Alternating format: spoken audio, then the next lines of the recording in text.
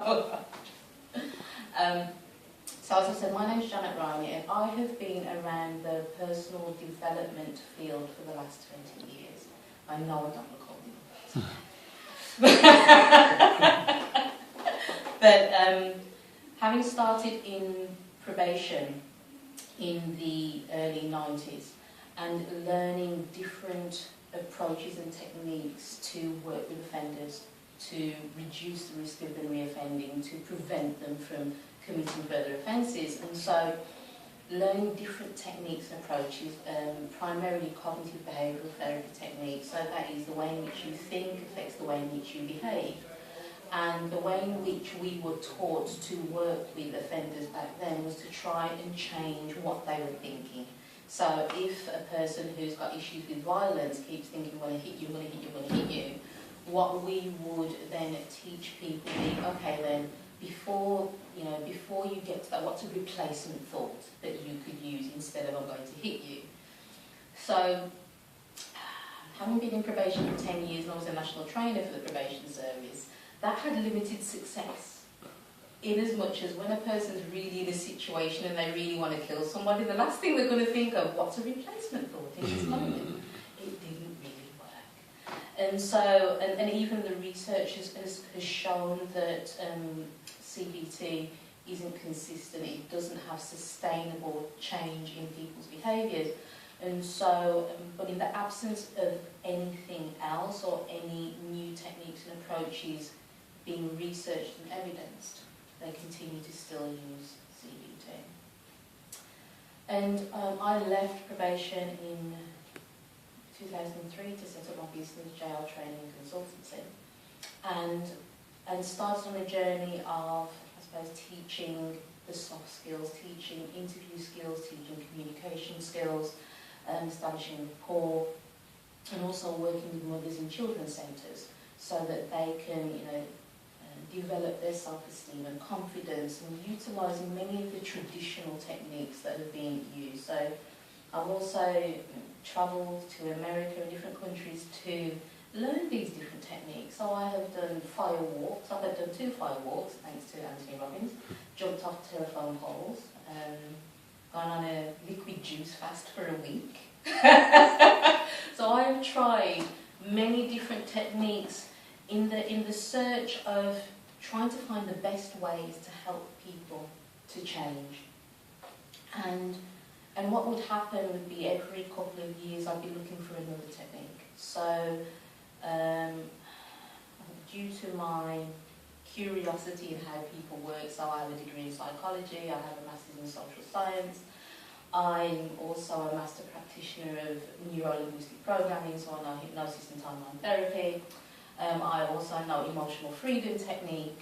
I also know cognitive behavioural therapy techniques because of my job. I know counselling techniques. I have a coaching diploma. I have so many different qualifications because I was always looking for the next thing. I was always looking for what's the best thing, looking to help people more. In 2005, I came across the principles. Back then, I didn't know it was called the principles then. I was looking for ways to increase my baseline in my business. I wanted to have a more sustainable and profitable business. And it was marketed as authentic marketing. And when I went to the first event with a person called Jamie Smart, I thought, there's something different about this man. There's something different. He's not just giving us the techniques and going away. He was actually talking about our innate health, what's within us. And following that initial introduction to the principles, I was able to go to the first 3 Principles conference that was in London in 2010, and was able to fortunately see a video of a man called Roger Mills and the work that he was doing in a place called Modelo in the States. So again, if you can think of the worst case scenario for a town, police were frightened to go in there, substance misuse, gang crime, domestic abuse, everything you can think of, it was happening there. And a man called Roger Mills went into that town and started to share the principles, started to talk to mothers, parents about the principles, 2 years, the community transformed. Now, having been a probation officer and manager, I've seen generations of people come through my cases. For a community to turn around in 2 years, that was miraculous to me. And it almost moved me to tears to see people with their own innate health taking responsibility for their communities, taking responsibility for their lives. And so I knew deep down that this was it. This is what I've been looking for all along. And I knew then I would be committing the rest of my life to learning about this so I could share it with others.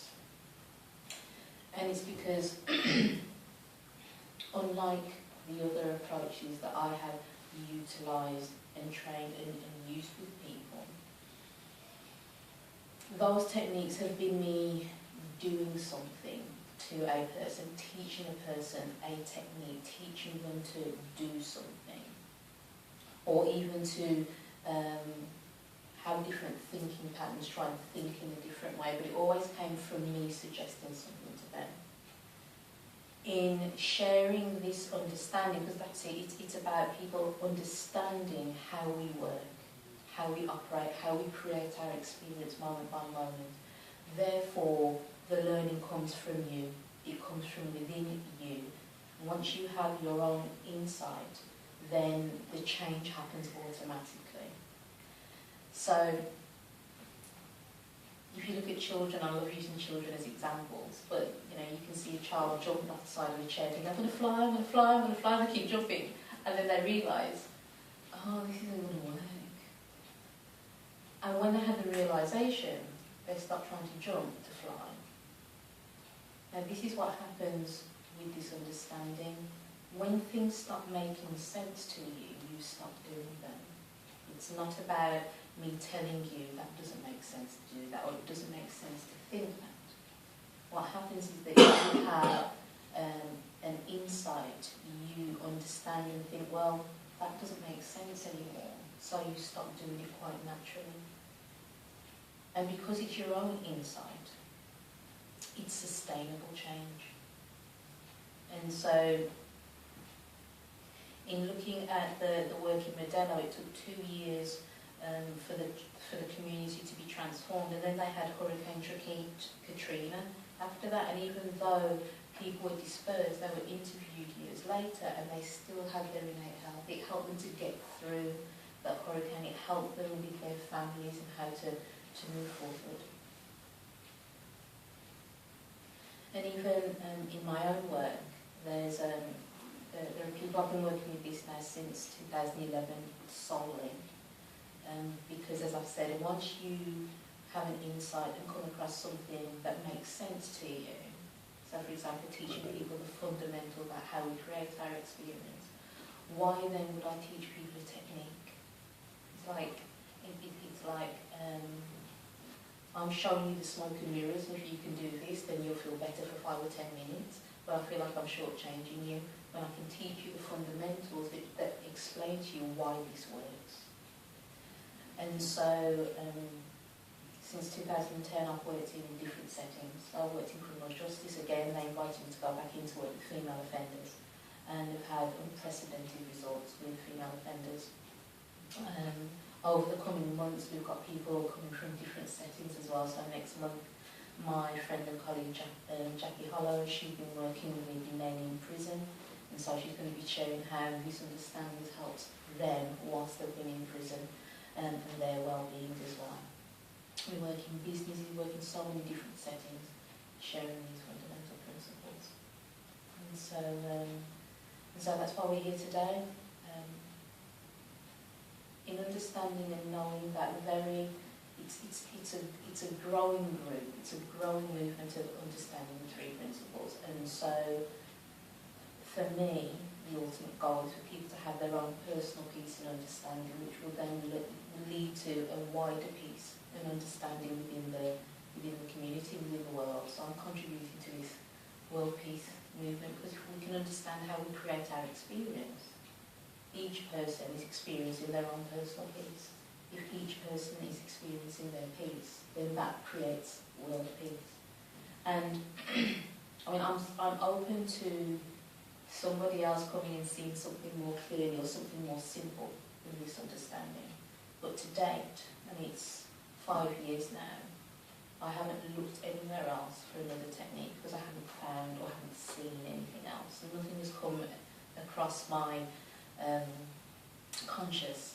And I'm still in the personal development field, so I still talk to coaches, counsellors, therapists who are still digging and looking for ways to work with people. And to date, I haven't seen anything that would move me away from the fundamental principles that we're running through. Okay. So that's a bit of an introduction to me and why I'm doing that. And as much as I'm saying I haven't got anything prearranged, I thought this was quite interesting when I'm talking about the inside-out nature of how and what we share. And as I said, Sydney Banks is a Scottish man who in his 40s had this insight and realisation about the principles. And here's a quote from him. It says, "There is nothing outside that can help you. There is nothing outside that can hurt you, because there is none outside." Discuss. Philosophy. And so I was watching somebody today and I saw that quote from Sydney Banks, and it really made me ponder it, because what my interpretation, what my understanding is of this is that I'm not saying that you're not in the room, I'm not saying that we're not in the room and I can't see you. However, the only way in which you can help me or you can hurt me is through the way in which I'm thinking about you, thinking about the situation. And so we're all in this room now, and we're all in the room. When we're talking about our different experiences, our different realities, we're having 6 different experiences right here and right now, because of the thinking we believe in to be true in this moment. Because we're only ever feeling our thinking 100% of the time. And so, in teaching and sharing the principles, it always turns us back to ourselves, it turns us back to inside. And in sharing this, when I'm saying about fundamental principles, I'm not asking you to change your thinking, what it is you're thinking, or getting you to try and believe something that isn't already happening. This is what we already do. What this understanding does is raise your awareness to what we're doing, to what we are doing all the time, 100% of the time. What can happen though is that we can forget that that's not the case. We forget that there isn't anything outside that can hurt us. And you can hear it in our language, because that's the other thing that I'm either blessed or cursed with, is that I can listen to people and hear what their understanding is, so they can say, oh, that person hurt me, she hurt me by what she said. I'm like, really? You know, say sticks and stones, they create my bones, but names will never hurt me. Depends upon what you think about the words, depends upon what you believe about the words and that person. They really can. And so,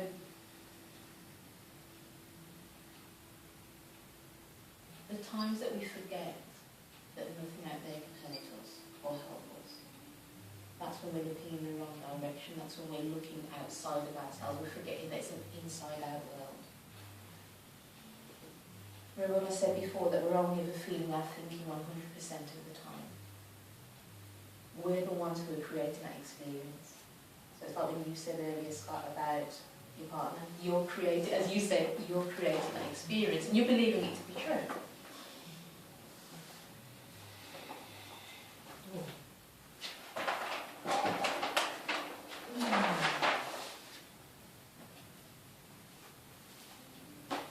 I was going to ask before I moved on, what do people think about that quote? What I just said, nothing outside can hurt you, can help you, because there is no outside. For me, think, as I've been reading about the principles over the last few months, and sometimes I find that you start to read about it and you automatically reflect on things which have happened in the past and experiences that you've had. And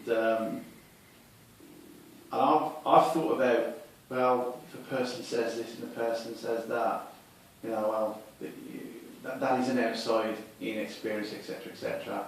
And then I stop myself and I think, well, you know, it's right, isn't it? You know, a thought and a word is an impulse of energy. It's nothing more, it's nothing less. And then when you start to think about it, you think, well, you know, I haven't got to take what that person says to me the way I take it, you know. And I think, wow, it's just words. And I've got to an understanding now where I don't feel I'm so argumentative.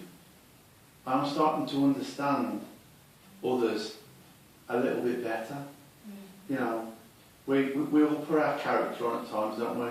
We all want people to see us as a certain kind of character.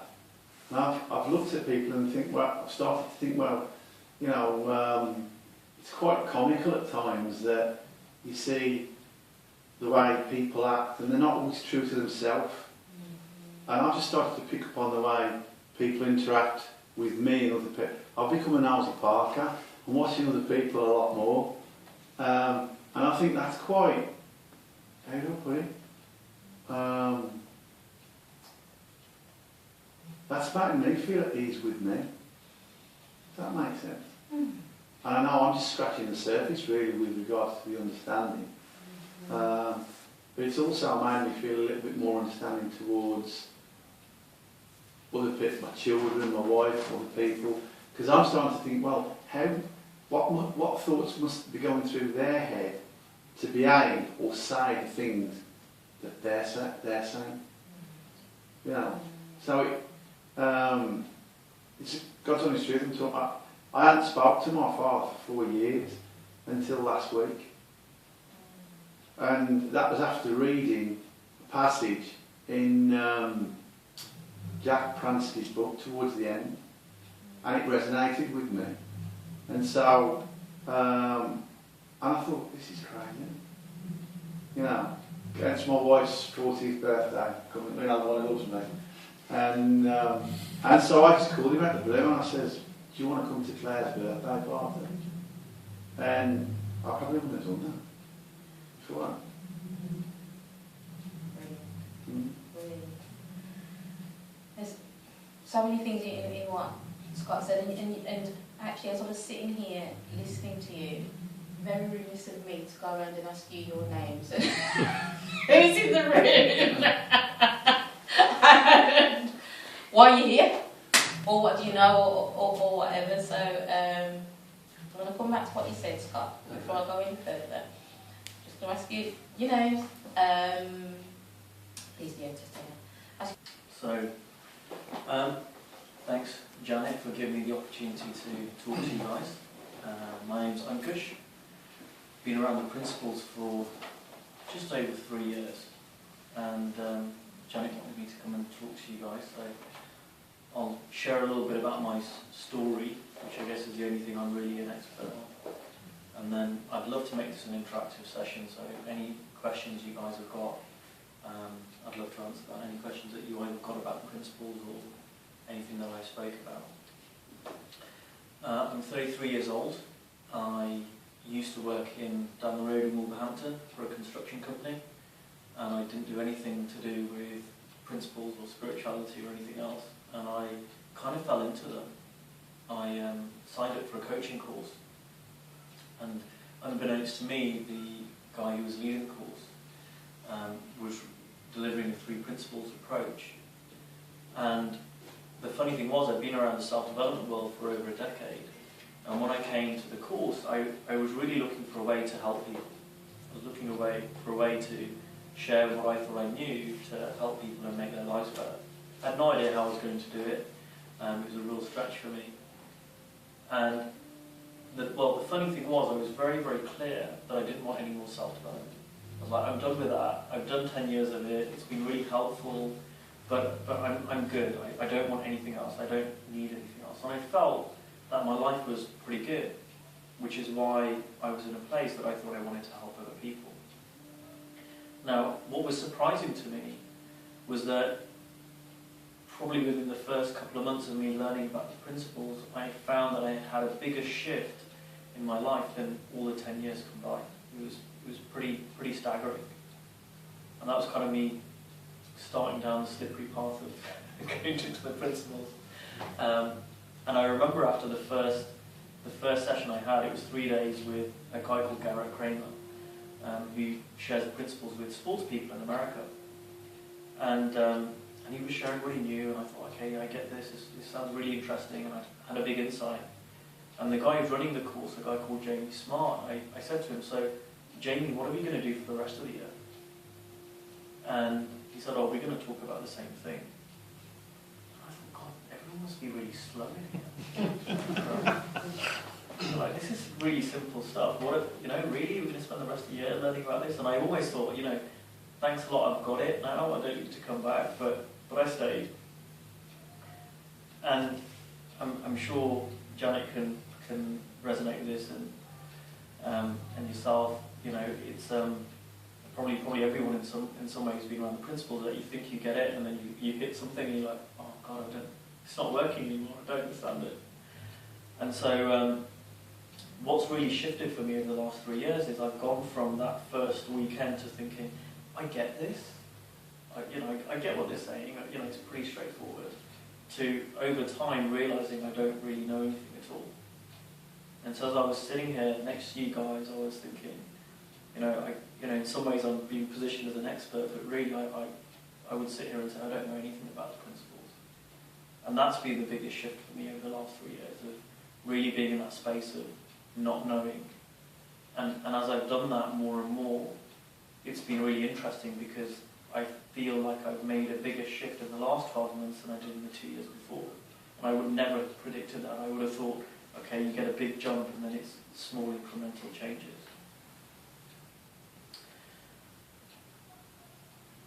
Yeah, so it's been quite a journey.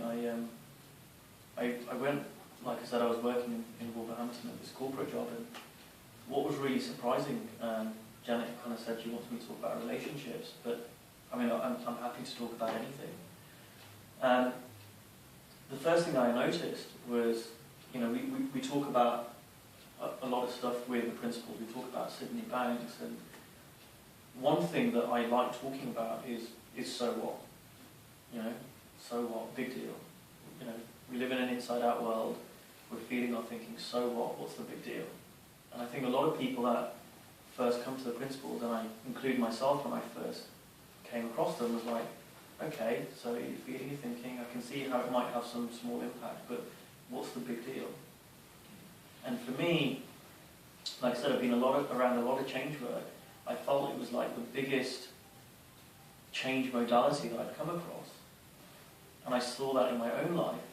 So for example, 2 months or 3 months after I was learning about the principles, about 2.5 months later, I'd taken 3.5 weeks off work and I had a number of holidays. And normally I would have been struggling to catch up with all the things that I had to get done.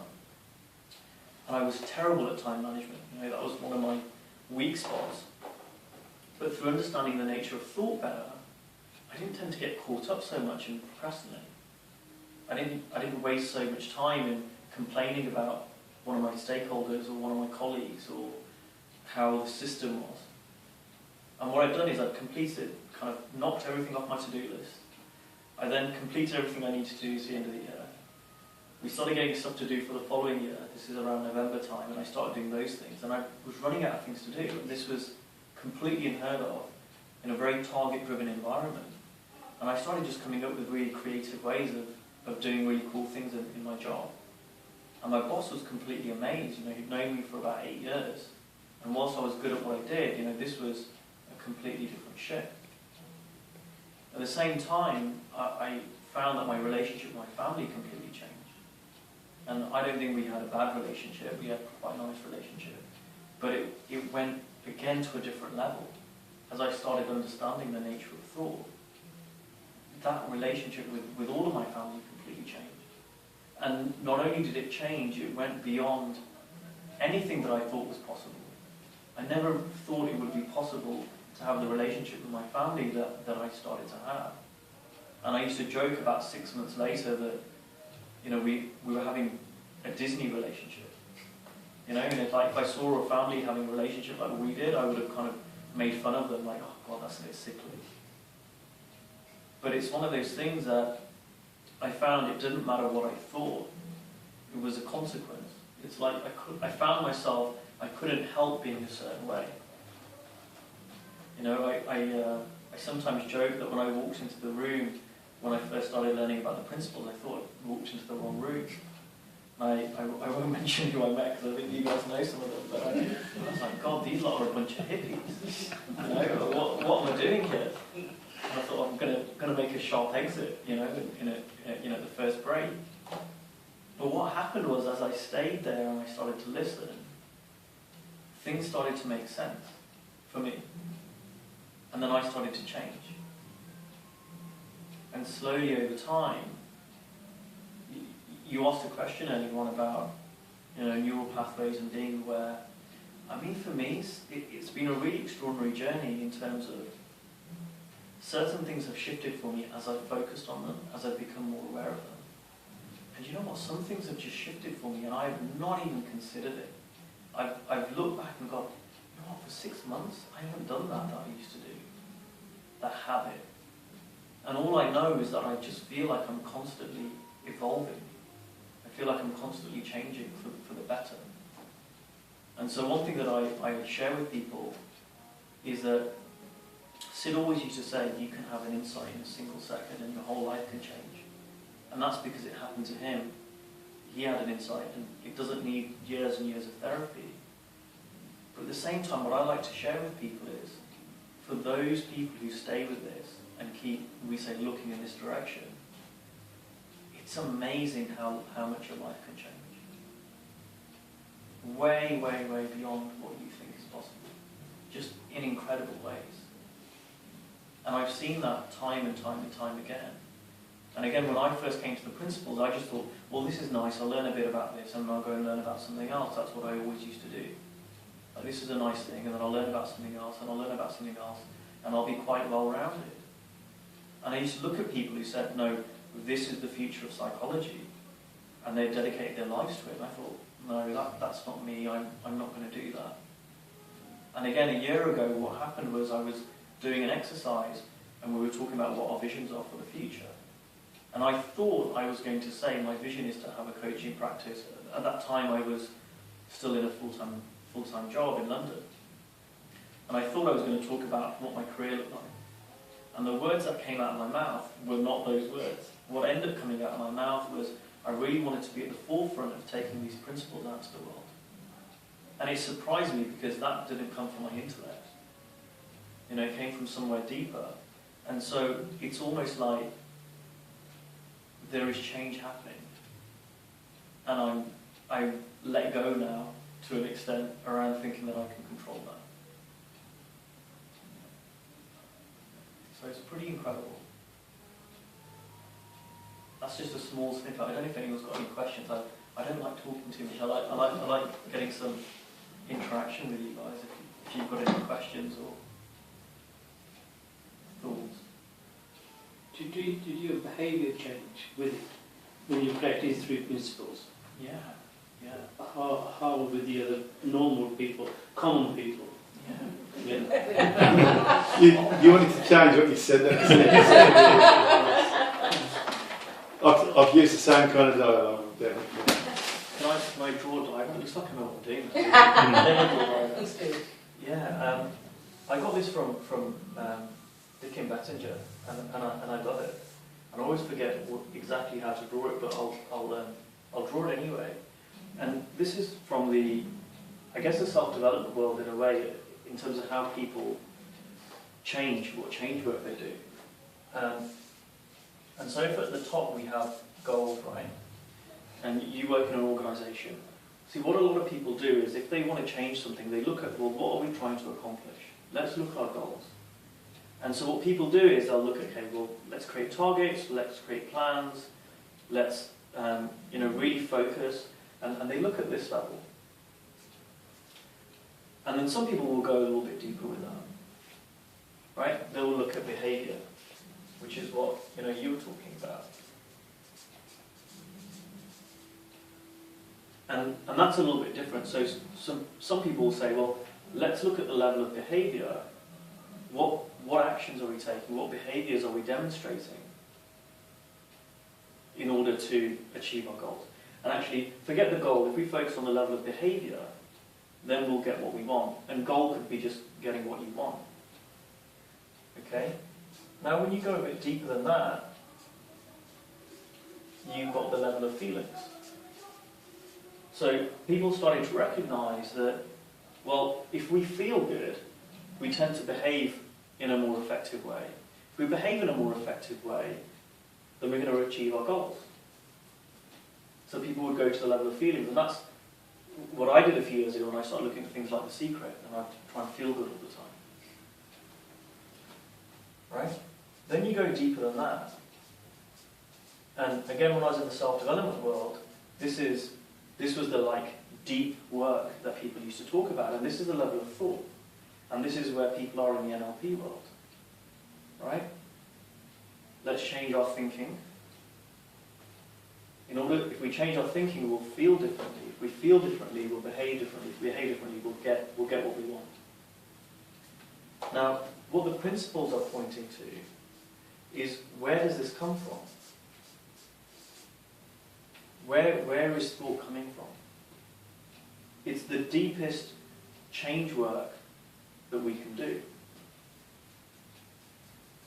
And this line here, I always wrote it wrong, but I think it's here. This is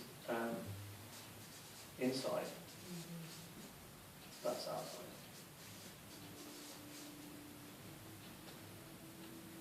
So when we start understanding the nature of thought, not just changing thought, we understand the nature of thought, then what we find is that thought changes. We don't go through the same habitual thinking that we used to do. Because it's not the thought that's a problem, it's the thinking about the thinking. Right? It's never a problem that you have any particular thought, because you can dismiss it. We dismiss thoughts all the time. The problem is when we think about the thought, and we analyse it, and we overthink it, and we turn it into a thought storm. I guess that's like, just using an example, I used to be, and I still am to a certain extent, you have a group of friends, and you find that one friend has found the other four and asked them to go out, but they didn't find you. And all of a sudden it's, never liked him anyway, and it's a self-fulfilling prophecy, and it compounds. And when you think about it, there's a multitude of reasons why they may not have called you.